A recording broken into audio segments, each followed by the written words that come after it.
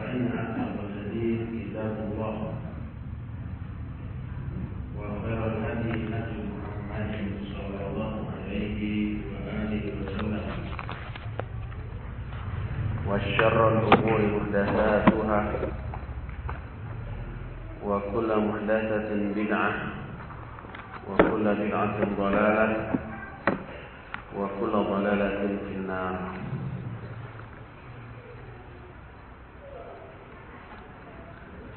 Alhamdulillah kita berjumpa kembali untuk melanjutkan kajian Syarah Riyadhus Shalihin. Pertemuan kita yang terakhir sudah sampai pada bab Kitabul Libas, kitab tentang pakaian, dan hadis yang sudah kita bahas pada bab ini adalah tentang disunnahkannya memakai pakaian putih berdasarkan 3 hadis yang kemarin sudah kita jelaskan.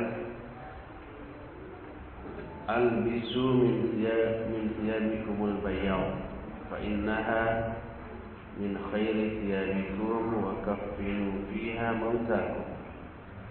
Pakailah oleh kalian pakaian-pakaian putih, karena itu adalah sebaik-baik pakaian kalian, dan kafanilah dengan pakaian putih itu mayit-mayit kalian. Dalam hadis riwayat An-Nasai Al-Hakim dikatakan albisul bayad fa innaha athhar wa atyab wa kaffinu fiha mautakum. Pakailah oleh kalian pakaian putih, karena itu lebih suci dan lebih baik. Hadis itu sudah kita jelaskan pada pertemuan yang lalu. Kita teruskan dengan hadis lain yang masih tentang bab pakaian. Diterima dari Abu Juhaifah Wahab bin Abdullah. Dia berkata, "Ra'aitun Nabiyya sallallahu alaihi wa alihi wasallam di Makkah wa huwa bil Abtah fi kubbatin lahu hamra min adami. Fa kharaja Bilal bi wudu'ihi famin nadhihin wa na'ilin. Fa kharaja an-nabiy sallallahu alaihi wasallam wa alaihi hullatun hamra ka'anni anzuru ila bayadi saqaihi. Fatawadda'a wa adzana Bilalun faja'altu atatabba'u fahu hahuna wa hahuna yaqulu yaminan wa shimalan hayya 'alas shalah hayya 'alal falah. Thumma rukizat lahu anaza fataqaddama fasalla yamuru baina yadayhi al-kalbu wal himar wa la yumna." Kata Abu Juhaifah, "Aku melihat Nabi SAW di Makkah, tepatnya di Abtah. Abtah itu nama sebuah tempat di dekat Mekah, dan ini terjadi pada waktu Haji Wada pada tahun ke-10 bulan Hijriyah. Tahun 10 Hijriyah. Beliau saat itu ada di kemahnya yang berwarna merah, yang terbuat dari adam dengan alif. Adam dengan alif maknanya kulit yang sudah disamak. Kemudian keluarlah Bilal dengan wudu'nya. Wudu' maknanya al-ma' lil wudu, air untuk berwudu, disebut wudu. Kalau wudu adalah perbuatan berwudu. Famin nadhihin wa na'il. Ada orang yang nadhih. Nabi itu memercikkan air ke dalam tubuhnya. Ada juga yang nail. Yang nail yang mengambil dengan tangan.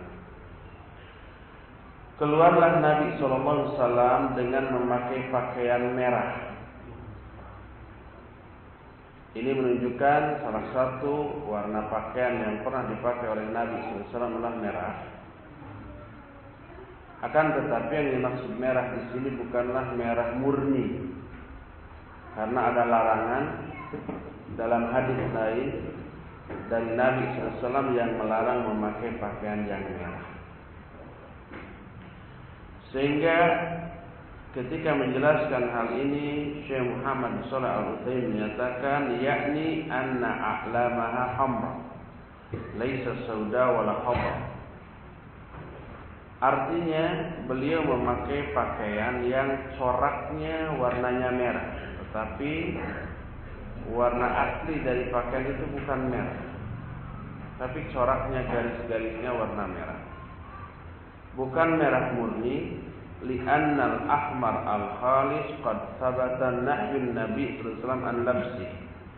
Karena kalau merah murni, merah asli, telah ada hadis yang melarang dari Nabi sallallahu alaihi wasallam untuk memakai pakaian yang merah tadi. Fatuhmalu hadhi ala anna al-murada anna a'lamaha hamra. Sehingga makna hadis ini adalah bahwa corak dari pakaian yang dipakai oleh Nabi SAW merah, mungkin khututnya atau nakasnya. Nakas itu corak, khutut itu garis-garis. Jadi warna merahnya bukan warna background atau warna asli dari pakaian. Warna aslinya warna lain, cuma ada merah-merah. Nabi SAW keluar dengan memakai pakaian yang merah, seolah-olah aku melihat putih kedua betis. Lalu beliau berwudu. Lalu azan, Bilal pun berazan.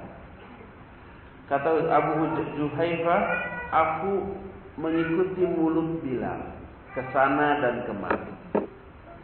Dia mengatakan hayya 'alas shalah, hayya 'alal falah sambil memalingkan wajahnya ke kanan dan ke kiri. Lalu dirinci. Yang lebih kuat, hayya 'alas shalah berpaling ke kanan, hayya 'alal falah ke kiri. Ini adab bagi muazin. Jadi ketika orang yang berazan mengucapkan hayya 'alas shalah, ketika mengucapkan hayya 'alal falah, dia palingkan wajahnya ke arah kiri. Menunjukkan di luar dua kalimat itu muazin menghadapkan wajahnya ke depan, ke arah kiblat. Kecuali hayya 'alas shalah ke kanan, hayya 'alal falah ke kiri. Ini adab dan mungkin ada hikmahnya, tetapi hikmah tidak menjadi alasan ditetapkannya hukum ini. Hikmahnya salah satunya adalah agar suara azannya terdengar oleh yang di kanan ataupun yang di kiri. Di sebelah kanannya terdengar oleh mereka, sebelah kirinya juga terdengar, sehingga merasa. Ini hikmah. Tapi hikmah tidak boleh dijadikan sebab yang merubah hukum. Kalau demikian nanti orang berpikir, kalau begitu sekarang ini yang luak liuk, kata orang Sunda namanya, yang berpaling ke kanan dan ke kiri bukan orangnya tapi speakernya, karena pakai speaker. Jadi ketika hayya 'alas shalah, speakernya diarahkan ke sebelah kanan muadzin. Ketika hayya 'alal falah, speakernya ke sebelah kiri. Akhirnya lahir teknologi untuk mengatur-ngatur alat speaker di atas dengan remote kek, dengan tombol kek, dengan apa kek, atau disetting dengan komputer. Maka itu tidak boleh. Ini ada. Jadi bukan speakernya yang harus luak liuk, yang harus berpaling ke kanan dan ke kiri, tapi muazzinnya walaupun speakernya tetap mengarah ke arah yang sama. Atau ada lagi orang yang menyatakan sekarang nggak perlu lagi berpaling ke kanan dan ke kiri selama speakernya diarahkan ke 4 arah. Ada 4 speaker rupanya di atas toa gitu ya. Ke 4-4-nya, jadi nggak perlu liak lagi. Ini keliru. Sebab al-hukmu yaduru ma'a illat. Hukum itu beredar beserta ilah, bukan beserta hikmah.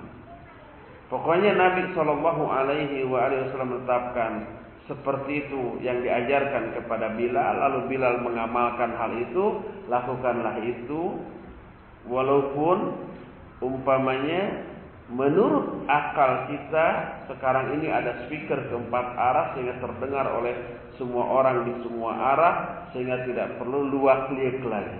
Ini sebuah pemikiran yang keliru. Tetap ini ada.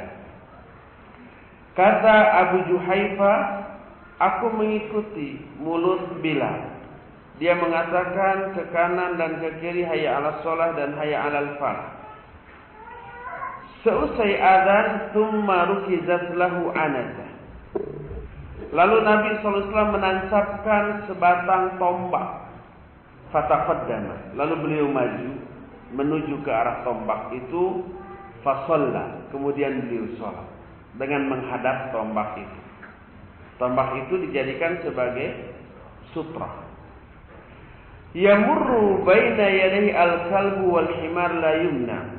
Ketika sholat lewat di hadapannya ada anjing, ada himar, tapi tidak dicegah oleh Nabi SAW, dibiarkan lewat.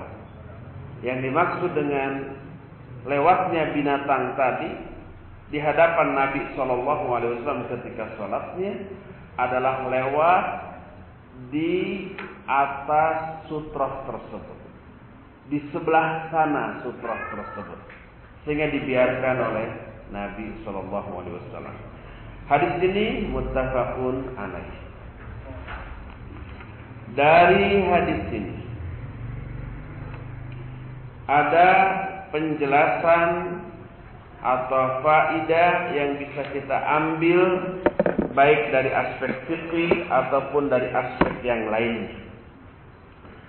Sebagaimana yang dijelaskan oleh Syekh Salim bin Id Al-Hilali hafizahullah. Pertama, jawazus shalah fi thawbil ahmar. Hadis ini menunjukkan bolehnya salat dengan memakai pakaian warna merah. Tapi sekali lagi, merahnya bukan merah murni, tetapi merahnya hanyalah corak atau garis-garis. Kedua, jawazu al-isti'anati indal wudu bil ghair. Hadis ini menjelaskan bolehnya meminta bantuan kepada orang lain ketika berwudu. Baik bantuannya itu dengan cara membanjurkan airnya, tolong banjurkan ke tangan saya. Atau bahkan bantuannya, kata Syekh Muhammad bin Shalih Al-Utsaimin rahimahullah, berupa mewudukannya apabila orang yang berwudu ada uzur tidak bisa wudu sendiri, boleh diwudukan. Musta'mal tahirun liqali Wahab bin Abdullah rawil hadis min nadhihin wa na'il. Hadis ini juga menjelaskan bahwa air musta'mal. Air musta'mal artinya air yang sudah terpakai. Musta'mal itu bahasa kitanya second, urut. Umpamanya kita mau membeli HP yang second, disebut uridu an ashtariya al-jawal al-musta'mal. Saya ingin membeli HP second gitu. Kalau umpamanya ada orang Arab, ini HP ini grade apa second? Hada jadi dari musta'mal gitu. Ini baru atau kan? Second, musta'mal. Air musta'mal, air yang sudah dipakai. Dan hadis ini menyatakan air musta'mal atau air yang sudah dipakai adalah suci dan mensucikan. Boleh dipakai untuk berwudu, boleh dipakai untuk mandi. Berdasarkan ucapan Wahab bin Abdullah perawi hadis ini, bahwa di antara sahabat ada yang memercikkan saja, ada juga yang mengambil dengan tangannya. Mengambil dengan tangannya kemudian dipakai untuk berwudu. Utsman bin Affan dalam Sahih Bukhari meminta air untuk berwudu. Setelah disajikan air, kemudian dia memasukkan tangannya ke dalam bejana, kemudian mencucinya 3 kali, masukkan lagi, kemudian berkumur-kumur, masukkan lagi, dan seterusnya. Selesai wudu, beliau menyatakan, "Hadza wudu'u Rasulillah sallallahu alaihi wasallam." Inilah tata cara wudu Rasul sallallahu alaihi wasallam. Dikobok Utsman bin Affan teh eta wadah teh. Dikobok itu dengan cara dimasukkan tangan ke dalam wadah. Menurut orang-orang zaman sekarang air itu musta'mal. Tapi Nabi melakukan itu, Utsman juga melakukan itu, yang menunjukkan air musta'mal selama tidak tercampuri najis, dia suci dan mensucikan. Tahir wa mutahhir. Boleh dipakai berwudu, boleh dipakai untuk mandi dan seterusnya. Malah ketika salah seorang istri Nabi SAW mandi dan airnya ditampung di sebuah wadah, tidak dibuang. Kemudian setelah itu Nabi mandi dengan air itu lagi. Kata istrinya, "Saya tadi junub." Kata Rasulullah, yang junub kan bukan air. Nabi mandi dengan air bekas mandi istri. Seandainya tidak boleh menggunakan air musta'mal untuk berwudu atau mandi, maka Nabi SAW tidak akan melakukan hal seperti itu. Itu menunjukkan air musta'mal adalah suci dan mensucikan selama tidak tercampuri oleh najis. Anehnya orang, kalau air itu sudah dikobok oleh tangan, disebut musta'mal. Karena sudah nempel terkena tangan, padahal tangannya bersih. Tapi dia tidak mengatakan musta'mal ketika air itu nempel di dinding tanyuk, cidukan. Kenapa kalau kena cidukan tidak musta'mal, kalau kena tangan musta'mal? Ya. Atau umpamanya di keran. Loh, kenapa kalau kena tangan musta'mal, kalau kena dinding keran tidak musta'mal? Apa bedanya? Padahal dua-duanya sama bersih. Walhasil hadis ini menjadi dalil bahwa air musta'mal selama tidak tercampuri najis, maka dia tetap suci dan mensucikan, boleh dipakai berwudu, boleh dipakai untuk mandi atau bersuci lainnya. Keempat, wujubus sutrah baina yadayil musalli. Hadis ini menjelaskan wajibnya memasang sutrah di depan orang yang sholat. Sutra itu artinya penghalang secara bahasa. Jadi wajib memasang sutra seperti itu. Berdasarkan apa yang dilakukan oleh Nabi SAW sebelum sholat, beliau menancapkan tombak. Juga disebutkan dalam hadis riwayat Imam Muslim, la tusallu illa ila sutra. Janganlah kalian sholat kecuali sholat dengan memakai sutra. Berkata Syekh masyhur Hasan Salman, sutra adalah hak Allah dalam sholat kita. Bukan hanya dalam rangka menjaga agar tidak ada orang lewat, bukan. Sekalipun kita sholat di tempat yang amat sangat sepi, umpamanya di tengah padang pasir, dan diduga kuat tidak akan ada orang lewat atau binatang lewat, sebab melihat ke semua arah nggak ada orang. Atau kita berada dalam sebuah ruangan kamar, kemudian kamarnya dikunci, maka tetap kita harus memasang sutra. Apapun benda yang bisa kita letakkan di hadapan kita ketika sholat, termasuk dinding boleh dijadikan sutra, kursi, meja, ranjang atau apapun, termasuk orang, punggung orang. Kamu duduk di sana, saya akan menghadap kamu dalam sholat kita, dan kamu sebagai sholat sebagai sutra. Itu dibolehkan. Jadi kata Syekh masyhur, sutra adalah hak Allah yang wajib ditunaikan. Walaupun kita yakin tidak akan ada orang lewat di sana. An ta'luwal arab wa tabruzu khilafa li khattin fa inna fihi haditsan dha'ifa. Sutra mau tidak mau harus tinggi di atas tanah dan menonjol. Bahkan disebutkan dalam beberapa hadis, tinggi sutra itu minimalnya kamu'arrikhatir rihal, setinggi pelana unta. Dan ketika ditanyakan bagaimana panjang pelana unta, kira-kira 1 hasta.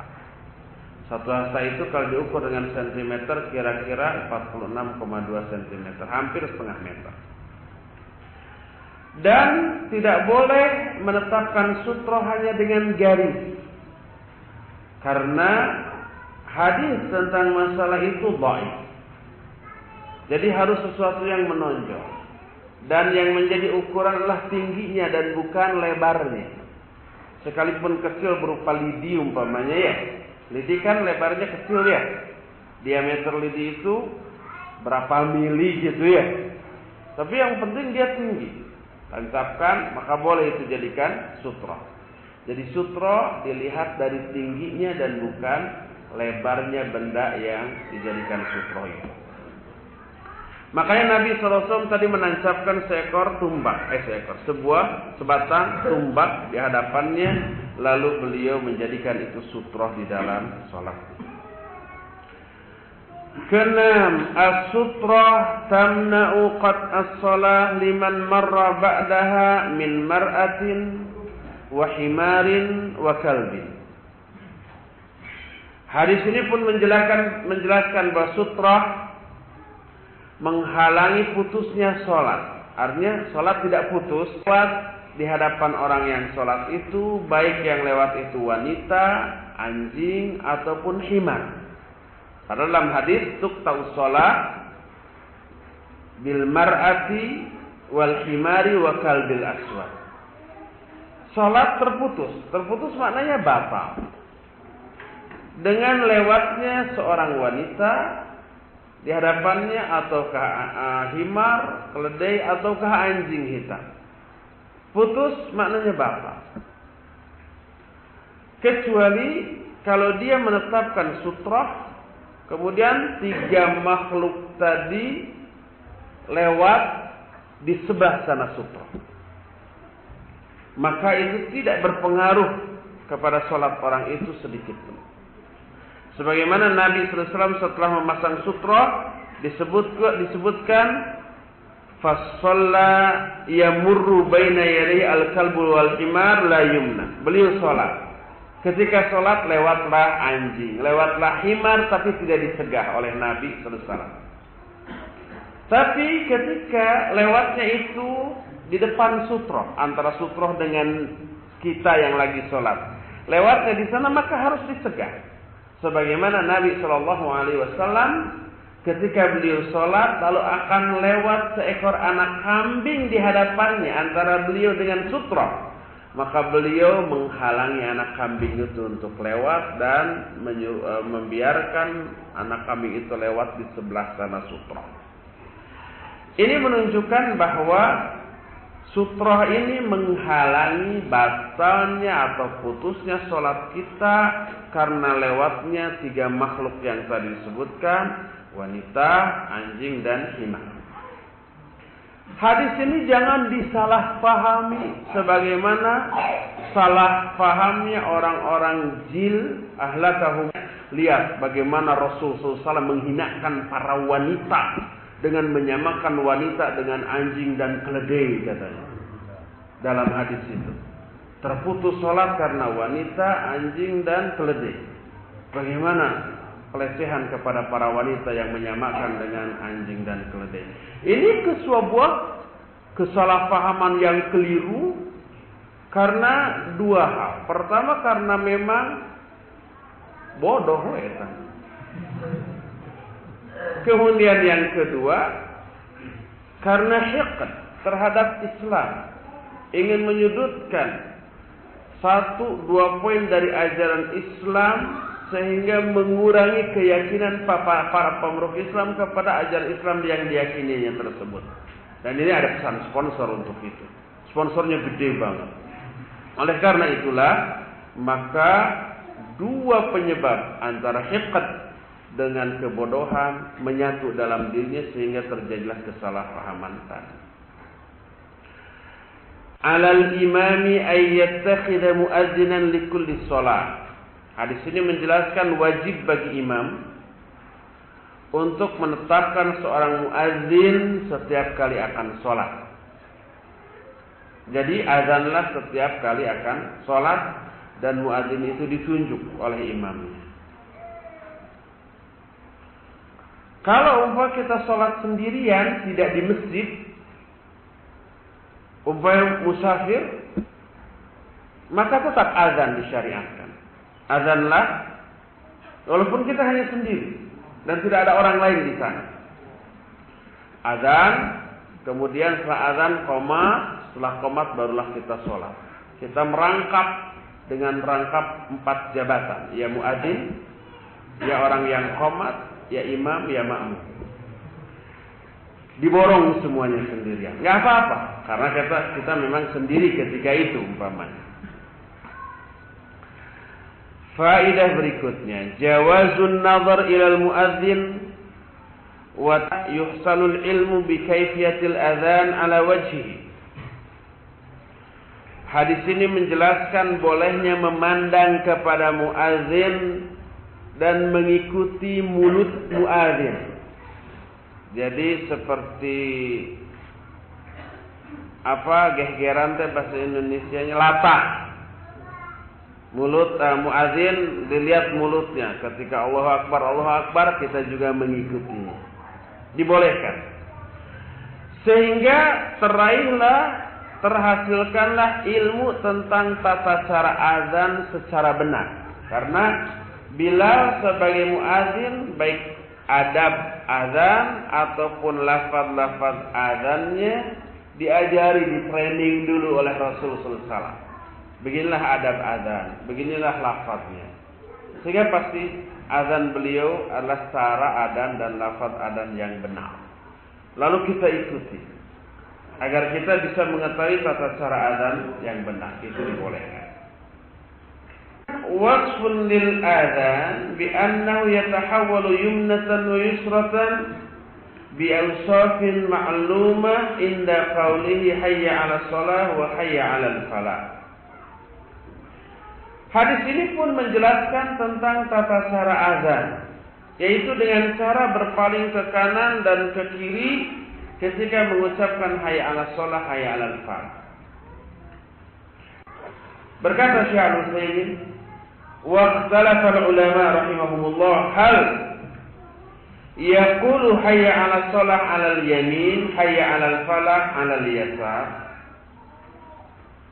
Thumma yaqulu hayya 'ala shalah 'alal yamin, hayya 'ala shalah 'alal yasar, thumma hayya 'alal falah 'alal yamin wa hayya 'ala shalah 'alal yasar, am annahu yaj'alu hayya 'ala shalah kulluha 'alal yamin wa hayya 'alal falah kulluha 'alal yasar. Ada pertanyaan, apakah hayya 'ala shalah pertama ke kanan, hayya 'ala shalah kedua ke kiri? Hayya 'alal falah pertama ke kanan, hayya 'alal falah kedua ke kiri. Jadi hiji ewang ya. Masing-masing satu. Hayya 'alal falah kan 2 kali. Yang pertama ke kanan, kedua ke kiri. Hayya 'alal falah juga begitu. Ataukah khusus hayya 'alal shalah dua-duanya ke kanan, khusus hayya 'alal falah dua-duanya ke kiri? Mana yang benar tentang masalah ini? Para ulama ikhtilaf. Syekh Al-Utsaimin rahimahullah menyatakan wal amru fi hadza wasi'. Urusan ini luas, longgar. Wa in fa'ala hadza aw hadza fa kulluhu 'ala khairin wa la ba'sa bih. Dua-duanya boleh dilakukan. Baik hayya 'ala shalah dua-duanya ke kanan, hayya 'alal falah ke kiri, ataupun hayya 'ala shalah ke kanan, hayya 'ala shalah ke kiri, hayya 'alal falah juga seperti itu, dua-duanya dibolehkan. Ini pendapat Syekh Muhammad bin Shalih Al-Utsaimin rahimahullah. Tapi Syekh Al-Albani termasuk Syekh Salim juga menyatakan yang lebih kuat, yang lebih rajih, hayya 'ala shalah dua-duanya ke kanan, hayya 'alal falah dua-duanya ke kiri. Tapi kalau ada orang yang seperti itu, jangan disalahkan. Ada rujukannya. Di antaranya apa yang dijelaskan oleh Syekh Muhammad Shalih Al-Utsaimin rahimahullah. Inilah hadis pertama tentang masalah dibolehkannya memakai pakaian warna merah, tapi merahnya bukan merah murni, tapi merahnya sekedar corak dari warna lain yang melatar belakangi warna pakaian dia. Hadis berikutnya diterima dari Abi Rimsa Rifa'ah At-Taimi radhiyallahu anhu. Sallallahu alaihi wasallam wa alaihi thawban akhdaran. Rawahu Abu Dawud wa Tirmidzi bi isnadin sahih. Kata Abi Rimsa Rifa'ah At-Taimi, aku melihat Rasul Shallallahu Alaihi Wasallam memakai dua baju yang dua-duanya warna hijau. Hadis ini riwayat Imam Abu Dawud dan Imam At-Tirmidzi dengan sanad yang sahih. Imam An-Nasa'i juga meriwayatkan hadis ini juga dengan sanad yang sahih, yang menunjukkan dibolehkannya memakai pakaian warna hijau. Boleh. Nabi pernah melakukan itu.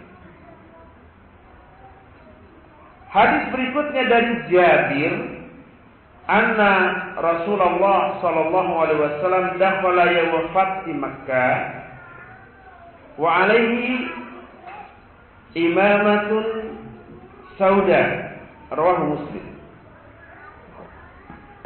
Kata Jabir, Rasul sallallahu alaihi wasallam masuk pada hari ditaklukkannya kota Makkah. Dan saat itu beliau menggunakan imamah warna hitam. Imamah itu sorban yang ditiungkan ke kepalanya tapi warnanya hitam. Yang menunjukkan hadis ini menjadi dalil bolehnya memakai imamah warna hitam. Hadis tersebut sahih diriwayatkan oleh Imam Muslim. Dari Abu Sa'id Amr bin Huraiz radhiyallahu an, ka'anni anzur ila Rasul sallallahu alaihi wasallam wa alaihi imamatun sauda qad arqa tarfaiha baina katifaihi, rawahu Muslim.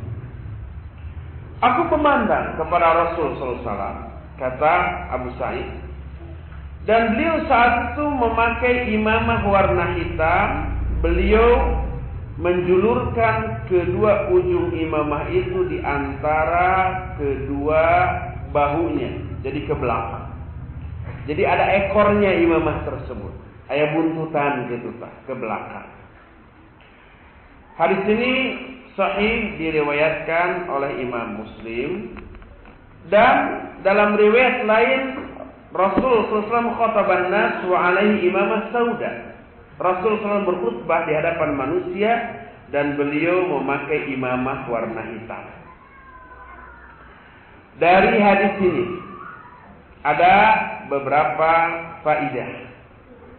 Pertama, jawazul libas asyabis saud fil khutbah wa fi ghairiha wa in kana al-libasul abyad afdalu minhu.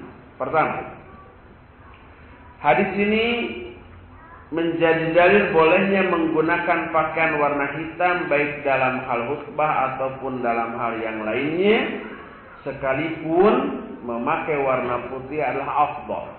Karena warna putih di hadis kemarin sebaik-baik pakaian kalian dan sesuci-suci pakaian kalian.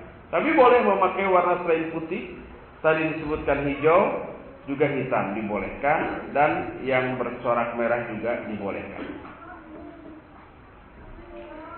Kedua,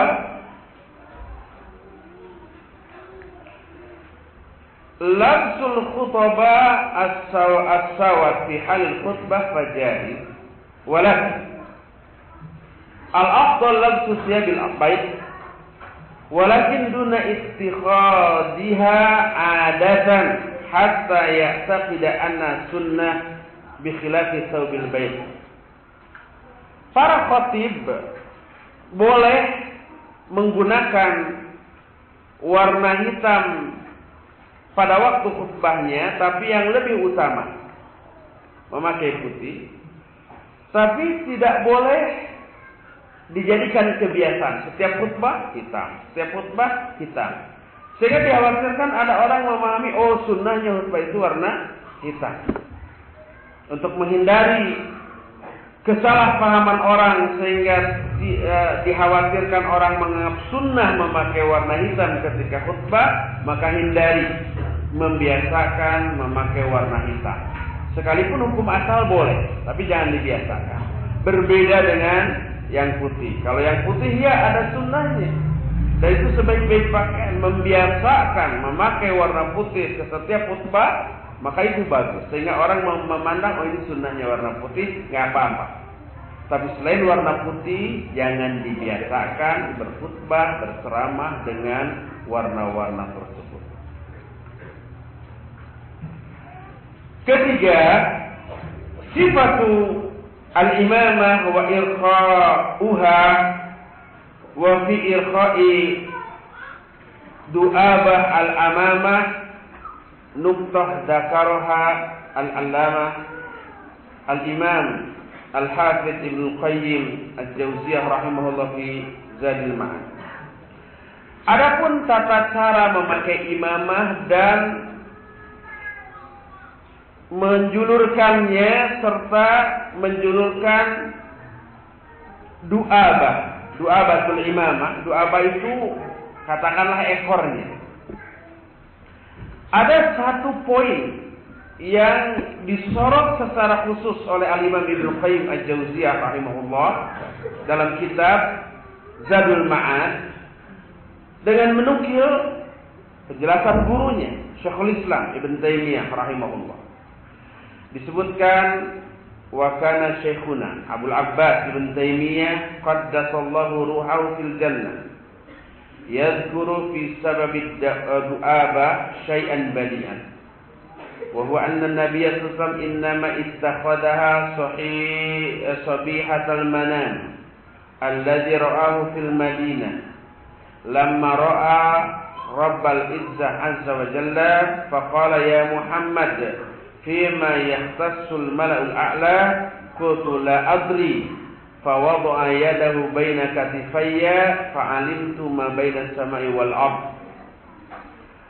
Kata Syekhul Islam ketika menjelaskan sebab-sebab memakai du'abah. Du'abah itu apa? Ekor dari imamah yang dijulurkan ke belakang. Penyebabnya adalah Nabi sallallahu alaihi wasallam memakai hal itu pada pagi hari ketika beliau tadi malamnya bermimpi di Madinah, bermimpi melihat Allah Azza wa Jalla. Lalu Allah bertanya, "Hai Muhammad,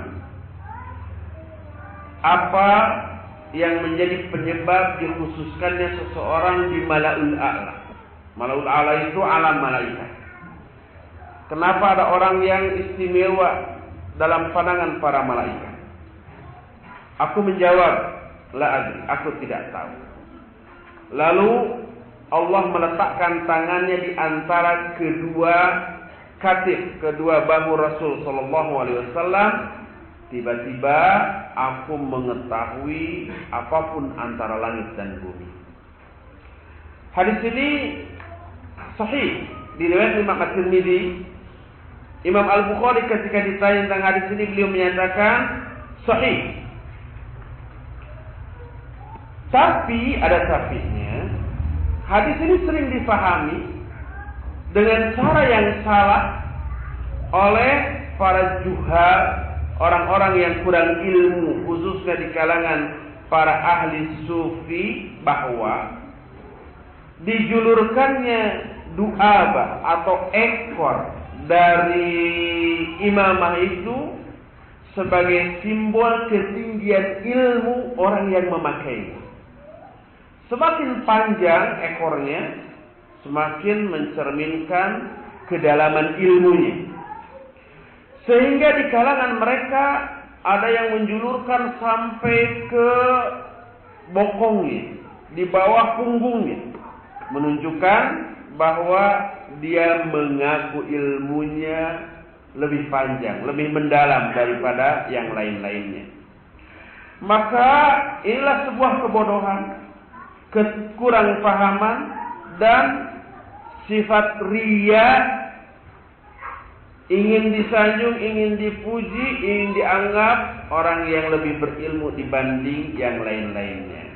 Oleh karena itulah, maka ini merupakan hal yang terlarang sama sekali. Tidak boleh itu dianggap sebagai simbol dari ilmu bagi orang yang memakai, orang yang memakai buntut dari imamah tersebut. Wallahu a'lam bishawab. Inilah hadis tentang dibolehkannya memakai pakaian yang hijau dan memakai pakaian yang hitam. Nah, jadi yang paling afdal putih. Boleh yang bercorak warna merah, boleh juga memakai yang warna hijau, boleh juga memakai warna hitam. Nah, yang biru ya, yang ungu, yang coklat belum terbahas. Apakah nanti juga boleh? Kita lihat saja nanti. Hadis dari Aisyah radhiyallahu anha, kufina Rasulullah SAW fi salasati athwab bayd suhuliyah min kursuf laisa fiha qamisun wala imamah, muttafaqun alaih. Kata Aisyah, Nabi SAW dikafani ketika meninggal tentu saja ya, dengan 3 pakaian putih.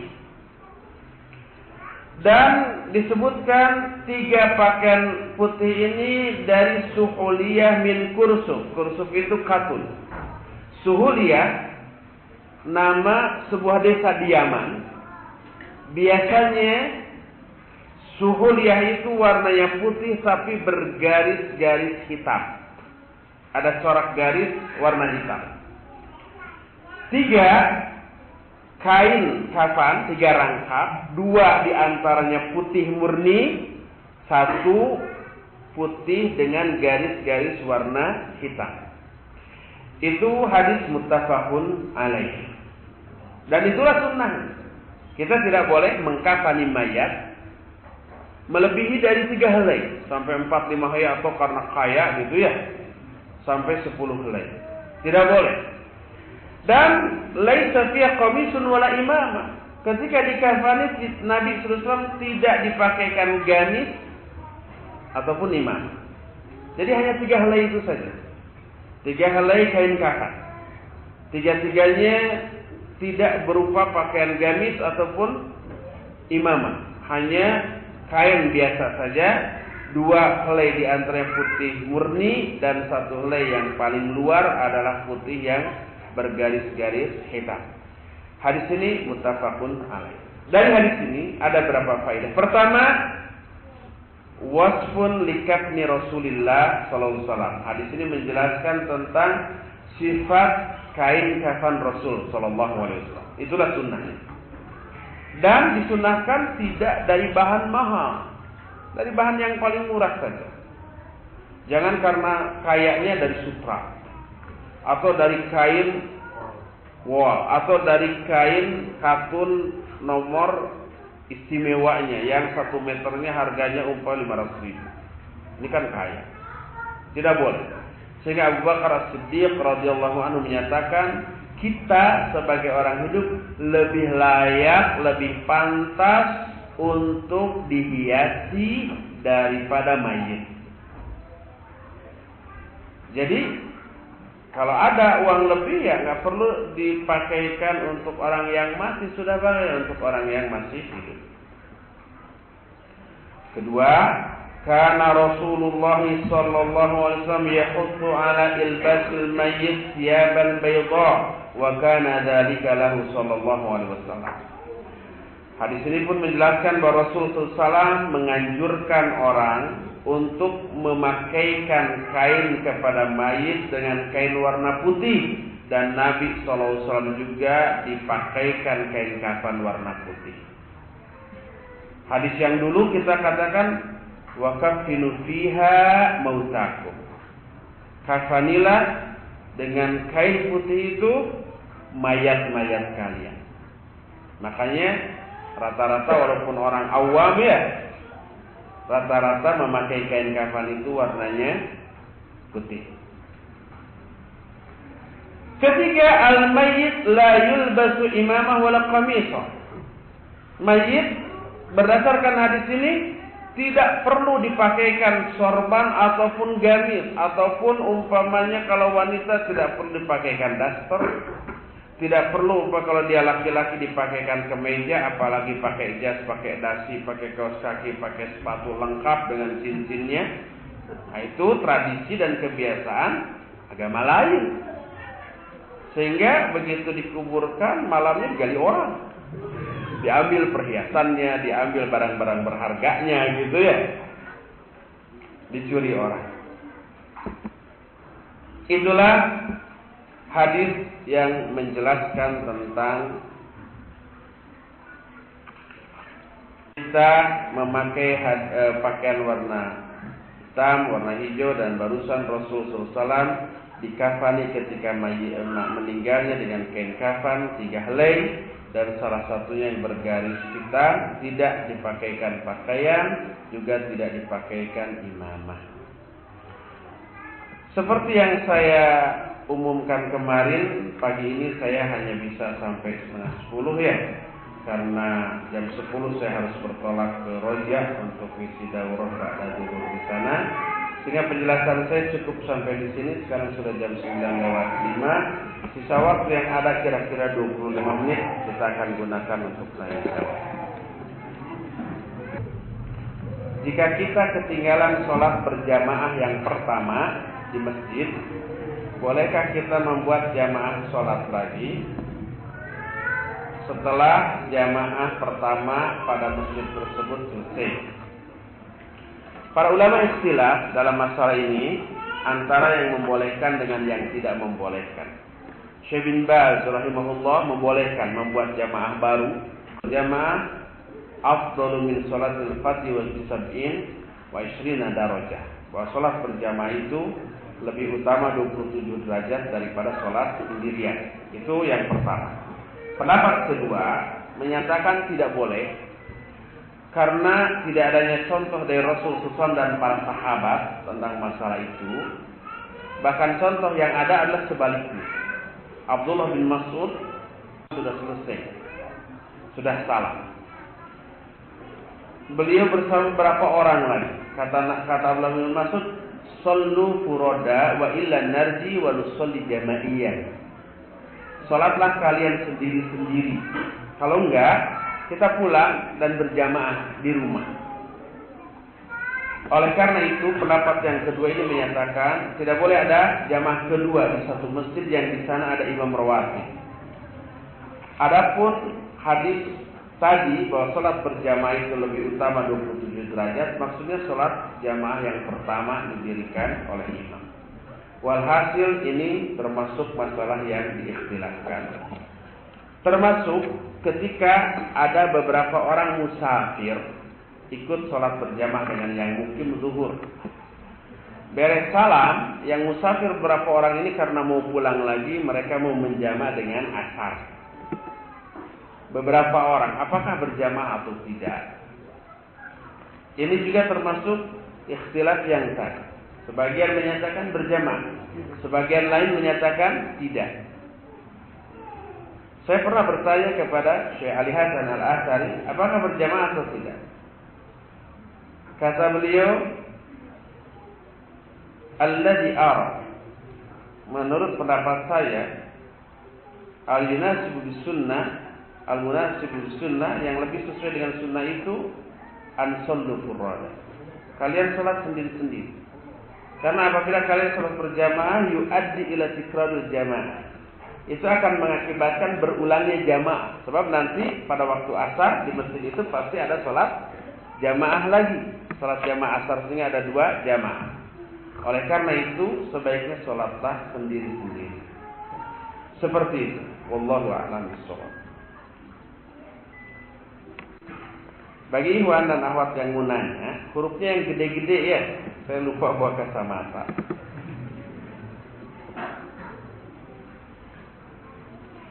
Bolehkah memendam perasaan kepada seseorang tapi belum siap untuk menikah? Ini curhat ini. Kalau nggak dipendam diapain coba? Diungkapkan? Jangan dipendam, jangan diungkapkan. Palingkan kepada yang lain. Apa tadi kan disebut belum siap nikah. Jangan pikirkan itu, pikirkan pelajaran, pikirkan ngaji, pikirkan ilmu, jangan pikirkan akhwat. Akhwat itu racun dunia. Tapi kelihatannya tulisan akhwat. Nah, jadi akhwat yang menulis ini jangan dipendam, jangan diungkapkan karena belum siap menikah. Palingkan kepada yang lain, lupakan. Tapi ada yang menyebut semakin dilupakan semakin ingat. Itu berarti cara ikhtiarnya yang salah. Bagaimana dia melupakannya? Dengan cara memalingkan dengan terhadap masalah lain, memikirkan aspek-aspek lain. Apabila dalam permasalahan khilafiyah anak dan suami berbeda dalam memilih pendapat, apakah anak harus ikut suami bila suami menghendaki anak mengikuti pendapat yang dipilihnya? Enggak, yang dimaksud mentaati suami dalam urusan kerumah tanggaan, bukan dalam urusan syariat, fikih. Kalau umpamanya berbeda pendapat antara suami dan istri, berpeganglah kepada pendapatnya masing-masing tanpa membuat hal itu jadi bibit pertengkaran. Kata suami, kamu nggak nurut saya, ya, gitu ya. Kata istrinya, loh, kan ini dalam urusan agama, bukan urusan kerumah tanggaan. Saya lebih percaya kepada ustadz saya. Akhirnya suami cemburu kepada ustadz. Udah kamu kawin aja sama ustadz sekalian. Nggak perlu itu jadikan bahan pertengkaran, biarkan saja. Bolehkah memakai ikat pinggang? Kalau yang dimaksud ikat pinggang itu zunnar, sebagai ikat pinggang yang menjadi ciri khas para pendeta, tidak boleh karena adanya unsur tasyabuh kepada para pendeta tersebut. Tapi kalau ikat pinggangnya bukan seperti itu, dan kalau tidak pakai ikat pinggang umpamanya merosot, maka tidak ada yang tidak terlarang. Apa yang dimaksud dengan pakaian suhroh atau pakaian kebanggaan? Iya, pakaian untuk membanggakan diri. Pakaian mahal banget atau pakaian yang khusus sebagai pakaian kebesaran. Yang dimaksud kebesaran bukan longgar, tapi seperti pakaian bangsawan, seperti pakaian yang dimiliki oleh raja-raja, kayak begitu. Apakah kita dibolehkan bangga dengan pakaian yang bagus? Bangga nggak boleh, tapi memakai pakaian yang bagus boleh. Karena Nabi menyatakan, la yadkhulul jannata man kana fi qalbihi mithqala dzarratin min kibri. Tidak akan masuk surga orang yang di dalam hatinya ada takabur walaupun sebesar dzarrah. Ada sahabat menyatakan, annar rajula yuhibbu ayyakuna thawbahu husnan wa ala husnan. Ada orang yang suka memakai pakaian bagus dan sendal bagus. Apa itu sombong? Kata Nabi, tidak. Innallaha jamilun yuhibbul jamal. Allah itu indah dan suka kepada keindahan. Jadi memakai pakaian bagus boleh. Tapi bangga dengan pakaian ini mahal. Ini saya dari Prancis ini belinya juga, ongkosnya aja lebih mahal daripada harganya umpamanya. Maka itu tidak boleh. Memakainya boleh, tetapi bangga dengan hal tersebut tidak boleh. Apakah wanita juga disyariatkan azan dan qomat? Dibolehkan azan dan qomat, tapi tidak diwajibkan.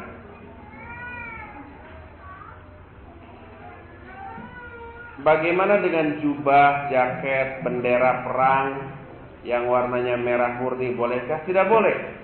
Kalau merah murni, ya. Apakah merah itu warna khas Islam? Bukan. Ataukah hijau seperti yang umum dikenal orang? Juga bukan. Jadi Islam tidak disimbolkan dengan warna apapun. Apakah dibolehkan menggunakan sutroh berupa tas ketika tidak ada benda lain yang lebih tinggi di sekitar kita? Boleh, asal tas itu tingginya cukup, dibolehkan. Kalau nggak cukup, tumpuk-tumpuk aja beberapa benda menjadi setinggi yang dibutuhkan. Hatta umpama di tengah padang pasir, kalau ada batu tumpuk-tumpuk. Kalau enggak, pasir digunduk-gunduk dijadikan gunungan. Kemudian kita jadikan itu sebagai sutroh.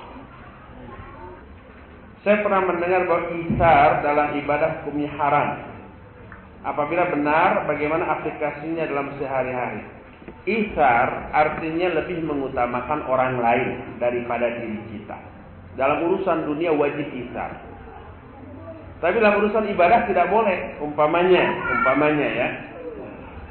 Contohnya kita mendahulukan, kita tahu bahwa shaf yang paling bagus itu shaf yang paling depan.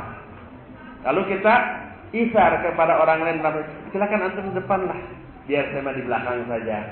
Itu tidak boleh. Atau umpamanya kita hanya memiliki satu pakaian. Orang lain tidak memiliki pakaian. Datang waktu sholat, kita tidak boleh isar. Silakan antum sajalah duluan. Padahal melakukan sholat di awal waktu adalah wajib hukumnya. Ini pelaksanaan dari agama ini, dari ibadah. Lalu kita isar kepada orang, silakan antum saja duluan, biar nanti saya belakangan. Tidak boleh seperti itu, diharamkan. Tapi kita terlebih dahulu, adapun dia tidak dosa karena di luar kemampuan dia untuk menutup aurat dalam sholat. Kalau kita mampu menutup aurat karena punya pakaian, maka kita wajib mendahulukan diri untuk melakukan sholat. Setelah itu baru dipinjamkan kepada kawan kita.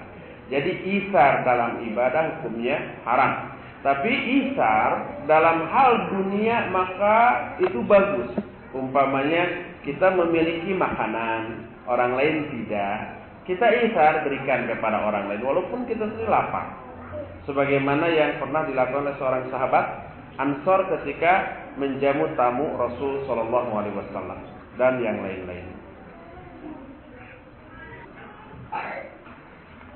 Bolehkah seorang akhwat mengikuti minatnya di bidang otomotif dan mengendarai motor ngebut-ngebut? Bagaimana menyikapi akhwat yang seperti itu? Iya. Ini akhwat itu menyukai apa yang bukan menjadi kodratnya. Biasanya akhwat itu sukanya tata boga gitu ya, masak-memasak, jahit-menjahit, beres-beres, administrasi ringan. Kalau ada akhwat yang menyukai hal-hal yang umumnya menjadi pekerjaan khas para laki-laki, nah itu mungkin tomboy namanya, umpamanya menyukai ngebut, menyukai tinju, menyukai climbing atau apalah yang seperti itu. Adapun ngebut, Syekh bin Baz rahimahullah mengharamkan ngebut karena ada unsur iza, mengganggu orang lain dan bisa-bisa mencelakakan orang lain. Walaupun tidak mencelakakan, itu ada unsur gangguannya. Karena orang nanti akan takut gitu ya. Takut terserempet, takut ketabrak, takut apa gitu. Itu iza, unsur mengganggu dan menyakiti. Itu yang pertama. Kedua, alasan kedua, bahwa mengebut min simatil fasiqin, termasuk ciri khas orang-orang fasik, orang-orang berandalan, dan bisa diukur bahwa itu termasuk akhlak yang jelek, bahwa mengebut menimbulkan antipati orang, sikap antipati orang kepada orang yang ngebut tadi. Siapapun orang yang melihat orang yang ngebut, mungkin ada satu dua yang memuji, wah hebat, oh gitu ya ada. Tapi rata-rata mencela, sok jagoan. Sehingga begitu setelah ngebut jeger, tabrakan bukan ditolong, disurahkan. Banyak kasus seperti itu ya. Saya sendiri pernah melihat itu. Jadi ketika saya pulang dari pasar mau ke rumah, pakai motor, ada anak SMP atau SMA ngebut, suaranya tuh, saya sampai minggir tuh. Anehnya pas di depan mau belok, itu orang tuh tidak mengerem atau mengurangi kecepatannya. Tiba-tiba pas belok mendadak ngegolosor, tidak kena benteng orang. Orang yang ada di sana bukan nolong, disurahkan, puas. Itu menimbulkan antipati orang. Segala sesuatu yang menimbulkan antipati orang berarti itu akhlak buruk. Maka tidak boleh. Terlebih kalau sampai pada risiko kecelakaan. Ini umum, tidak hanya bagi akhwat, juga bagi ikhwan. Apalagi akhwat. Akhwat pakai cadar ya. Pakai umpamanya RS King. Nanti gaul-gaul.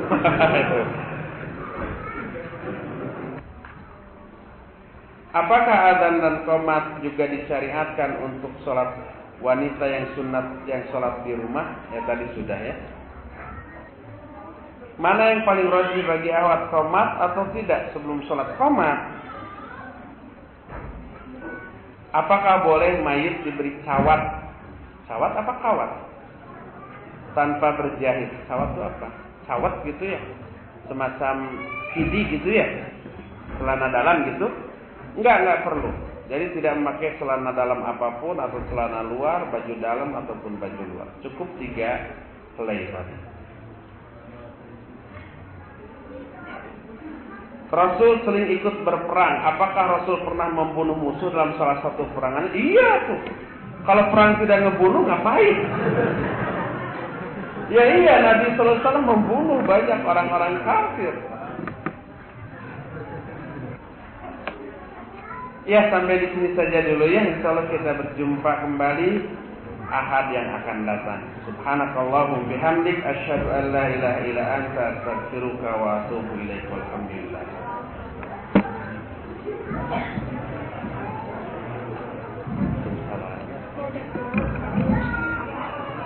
Oh iya. Abahnya mana?